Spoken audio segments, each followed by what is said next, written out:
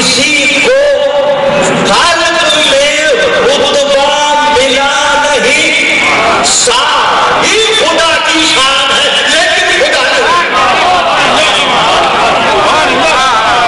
میں نے انیس کو اس لیے پڑھا کہ آئندہ آنے والے 3 دنوں میں ایک پکار مچے گی اس شہر میں عقائد کے تعلق سے، نہیں معلوم اپنے جذبات کے اظہار کے تعلق سے، مگر یہ ضروری تھا کہ ہم شعر میں محکمات کو تلاش کر کے متشابہات کو دور کر دیں اور اپنے عقائد پر باقی رہیں۔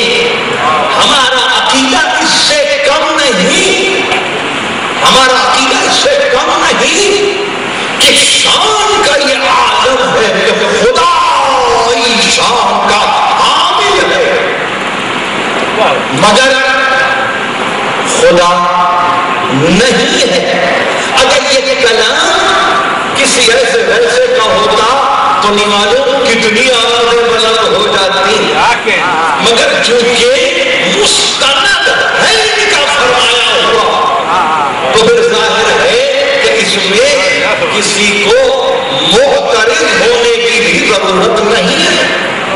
اگر خدا کی شان علی ابن ابی طالب میں جلوہ فگر ہے تو کیا یہ کافی نہیں ہے؟ کیا اس سے سوا بھی خلق خدا کچھ مانگتی ہے؟ اس کے سوا بھی خلق خدا کچھ چاہتی ہے؟ نہیں، لیکن یہ تو آغاز ہے کہ میرے پاس معین وقت ہے، 40-45 منٹ کی تقریر ہوگی انشاءاللہ، اور اس میں آپ کی عبادتوں کے بعد ہم اس عبادت کو بھی اس میں داخل کر دیں گے۔ اس کے نتیجے میں دعا کے لیے ایک استجابت کے تعلق سے دروازے اس انداز سے کھل جائیں کہ پھر کوئی دعا آپ کی رد نہ ہو، آپ کی کوئی مشکل کے طور پر باقی نہ رہے، آپ کی مشکلیں آسان ہو جائیں۔ حلال مشکلات کا دروازہ کھل چکا ہے۔ ایسے موقع پر نہیں معلوم کیوں ذہن میں یہ بات آئی کہ میں 10واں سورہ ہے کلام مجید کا، سورہ یونس، مکی سورہ ہے اور محققین کی اپنی دائرے میں تحقیق ہے، لیکن سبوں نے اس کو طے کیا ہے کہ یہ کوئی 50 سوروں کے بعد مکے کی زندگی میں آنے والا ایک سورہ ہے، اور اس تعلق سے چھوٹی سی مکمل آیت کی میں نے آپ کی خدمت میں تلاوت کی ہے، اور وہ آیت ظاہر ہے کہ آپ کی نگاہوں سے اوجھل نہیں ہے، مسلسل آپ سورہ یونس کو پڑھتے ہیں اور اس کے برکات سے استفادہ کرتے ہیں کہ جہاں یہ اعلان ہو رہا ہے وَيُحِقُّ اللَّهُ الْحَقَّ بِكَلِمَاتِهِ وَلَوْ كَرِهَ الْمُجْرِمُونَ۔ چھوٹی سی آیت ہے، ترجمہ یاد رکھنے کے قابل ہے، اور وہ یہی ہے کہ اللہ اپنے کلمات یعنی اس کا وعدہ یہ ہے، اس کا وعدہ یہ ہے کہ وہ حق کو ثابت کر دے گا۔ وَلَوْ كَرِهَ الْمُجْرِمُونَ، اب مجرم کتنی ہی کراہت سے کام لیں، کتنا ہی اقرار کریں، کتنی ہی انہیں یہ بات مناسب نہ لگے، کتنی ہی ان کے لیے یہ بات آزردہ خاطر ہو، کتنی ہی ان کے لیے یہ بات تکلیف دہ ہو، مگر پروردگار علی اعلیٰ نے اپنی مشیت میں، اور اس کی مشیت اس کے ارادے سے مختلف نہیں ہے، یہ طے کیا ہے کہ وہ حق کو حق ثابت کر دے گا، حق کو حق ثابت کر دے گا، حق کو بعنوان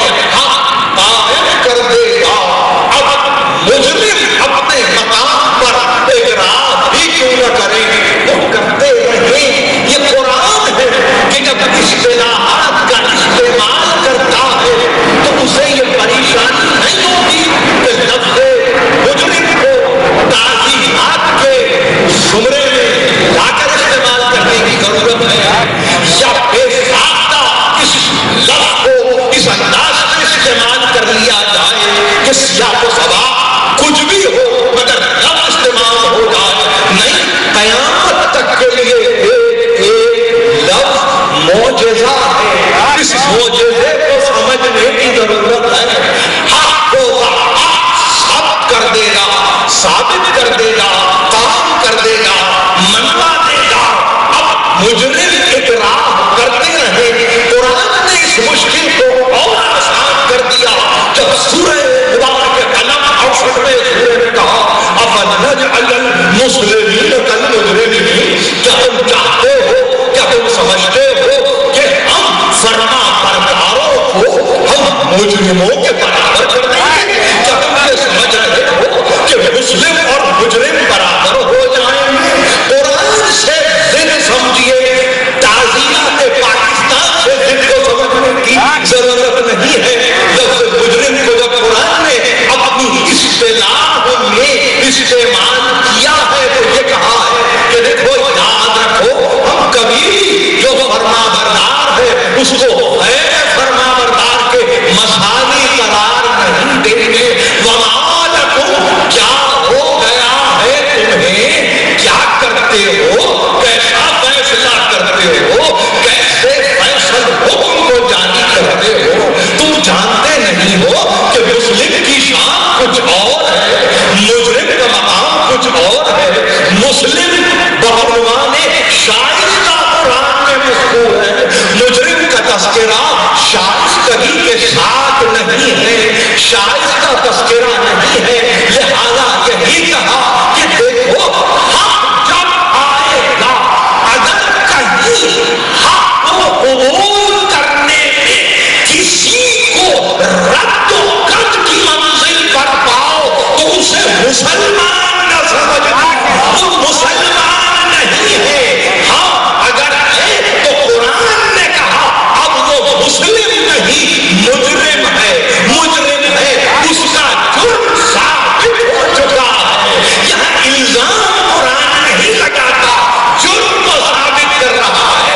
حق سے جو منہ موڑے، حق سے جو روگردانی کرے، حق اس کی سمجھ میں نہ آئے، حق کو جو حق نہ سمجھے، حق کو جو خدائی وعدہ نہ جانے، حق کو جو مشیت الہی نہ جانے، حق کو جو ارادہ الہی میں شامل نہ سمجھے، پھر وہ مسلم نہیں ہے. تمہاری صفوں میں رہتا ہو، بے شک رہے، مگر وہ مسلم نہیں ہے. تمہاری طرح کھاتا پیتا ہو، چلتا پھرتا ہو، اٹھتا بیٹھتا ہو، نماز پڑھتا ہو، روزہ رکھتا ہو، حج کی منزلوں پر آتا ہو، ہاتھ بنا کے دیتا بھی ہو اور اس طرح سے یہ اعلان بھی کرتا جاتا ہو، مگر یاد رکھو وہ کسی صورت میں مسلم نہیں ہے. کیوں؟ اس لیے کہ اس نے کراہت سے کام کیا، اس نے اکراہ سے کام کیا، اس نے باطل ناخواستہ قبول کیا،